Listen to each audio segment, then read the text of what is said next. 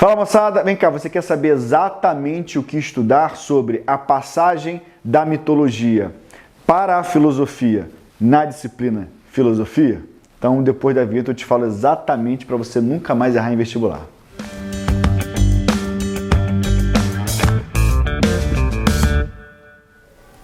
Pois bem, moçada, assim como fazemos em outras disciplinas, história e geografia, na filosofia não é diferente. Nós estamos analisando nesse projeto Metadados todas as questões de todos os conteúdos, de todas as disciplinas das humanidades que são cobradas nos vestibulares do Brasil. Então, hoje, nosso primeiro vídeo de metadados sobre filosofia, a gente vai falar da transição da mitologia para a filosofia. E a gente começa com uma questãozinha que eu deixei separado. Foi cobrado qual o período histórico, enfim, cronológico, de certa maneira, que tem esse período, que tem esse momento, né, da transição da mitologia para a filosofia. E, obviamente, que é o período antigo, né? Uma questãozinha nos últimos 10 anos. Como eu falei para vocês já em outros vídeos, a gente pega os 10, 11 últimos anos, porque é de 2011 até 2021, só que alguns vestibulares, a sua prova feita em 2021, eles chamam de vestibular 2022. E vestibular 2020 eles chamam de 21. Então, tem faculdade que, na verdade, é o vestibular 22, outras que é 2020, então 10, 11 anos, tá bom? Pois bem, sobre a mitologia em si, olha o que já foi cobrado. Bom, 11 questões nos últimos 10, 11 anos, cobrou a associação da religião com a vida prática, com a vida cotidiana, a religião deles era mitológica, a mitologia, né? As características da mitologia, duas questõezinhas sobre características específicas da mitologia. Um ponto interessante, ó, cosmogonias e teogonias. Volta aqui para mim, olha só.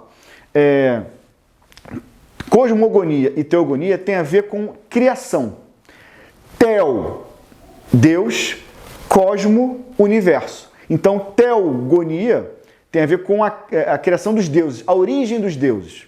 Essa é uma preocupação mitológica, de onde vieram os deuses e tal.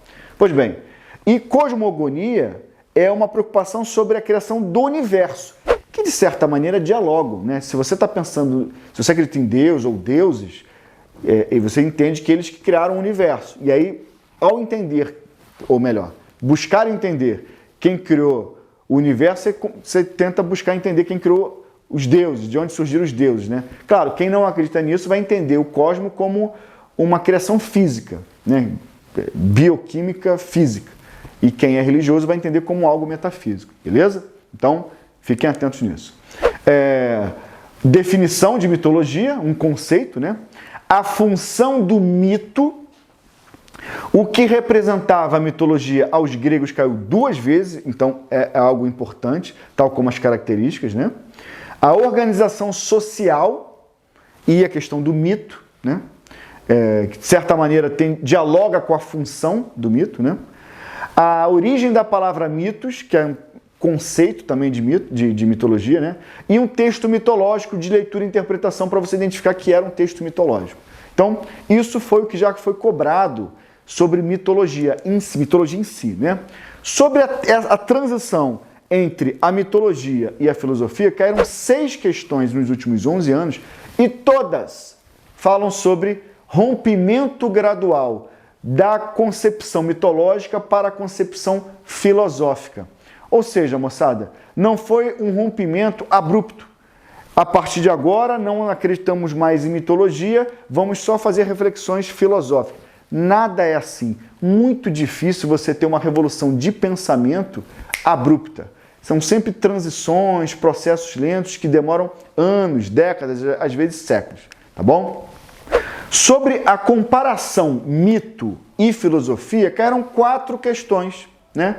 Percebam que a transição gradual entre mito e filosofia caiu mais do que a comparação entre ambos. Mas, de certa maneira, esses 2 pontos dialogam, tanto a transição quanto essa comparação, né? Aí diria uma média de uma vez por ano cair isso nos vestibulares. Pois bem, sobre a comparação, a autoridade de ambos os lados, ou seja, a autoridade intelectual que ambos tinham, caiu uma vez, a definição conceitual de ambos caiu uma vez, diferenças entre mito e logos, né, o pensamento filosófico, caiu uma vez, e o exemplo de pensamento mítico na filosofia caiu uma vez. Percebam que esse finalzinho, o exemplo de pensamento mítico na filosofia, dialoga aí muito com o que eu acabei de falar sobre a transição. Uma transição devagar, lenta, um rompimento gradual, né?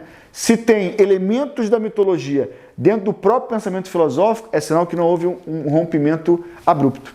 Beleza? Sobre as causas da formação ou da fundação intelectual da filosofia, caíram 13 vezes, é algo bastante relevante nesse período. Olha o que caiu. O porquê que surgiu a filosofia da forma como surgiu, no local onde surgiu.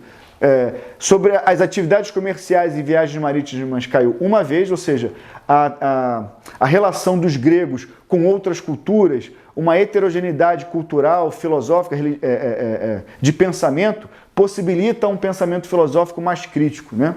A escrita, a moeda, as leis escritas e a polis também foram elementos que possibilitaram a formação do pensamento filosófico. As viagens, escritas e comércio, ou seja, essa que é a terceira que eu coloquei aí, dialoga com as duas primeiras, né?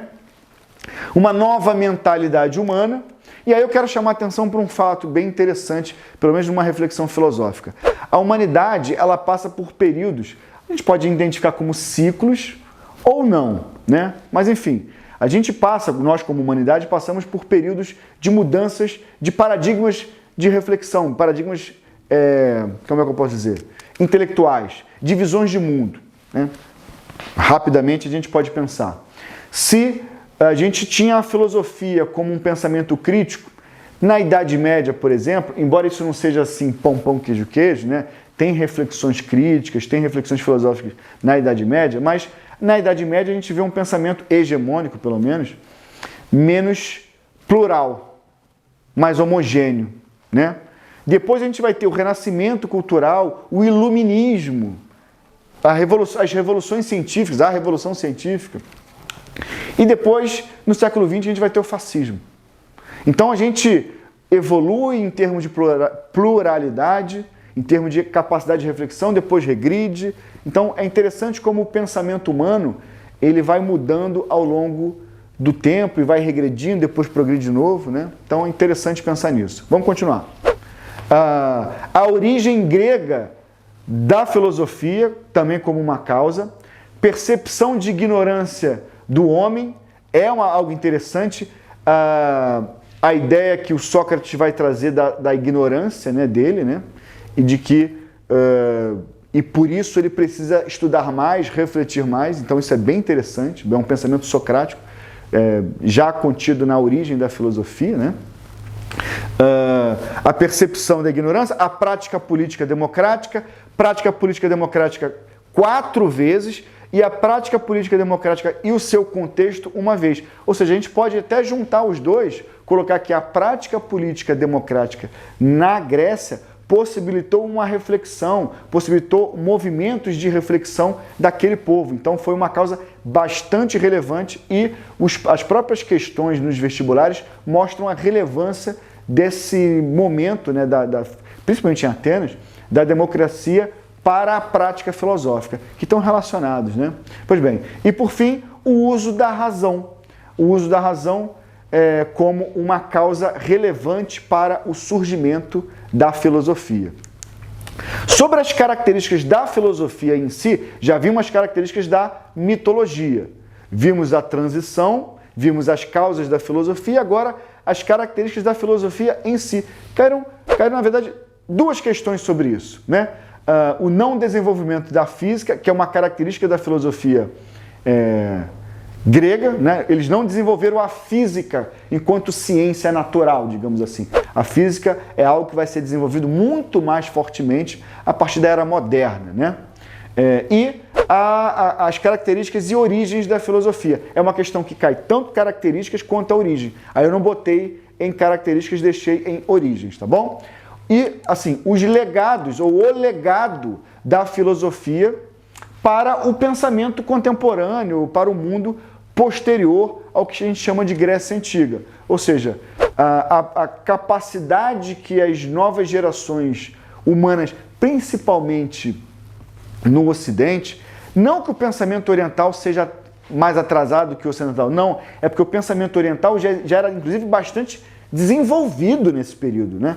A medicina chinesa, depois a medicina árabe, ela vai ser muito mais desenvolvida até um determinado momento do que a medicina ocidental, por exemplo, né? Então, a filosofia grega ela vai influenciar diretamente o pensamento ocidental. Então, isso caiu uma vez, uma certa leitura sobre a natureza e a liberdade de pensamento como algo bastante relevante para a filosofia, né? Não existe filosofar, não existe pensar, refletir, aprofundar seu pensamento com prisões. É preciso liberdade para pensar, seja lá o que for. Para você identificar erros e voltar e traçar um novo caminho, mas para isso você precisa de liberdade. Beleza? Então, beleza, moçada? Isso foi tudo que caiu sobre transição do pensamento mitológico para o pensamento filosófico. Um abraço, até a próxima.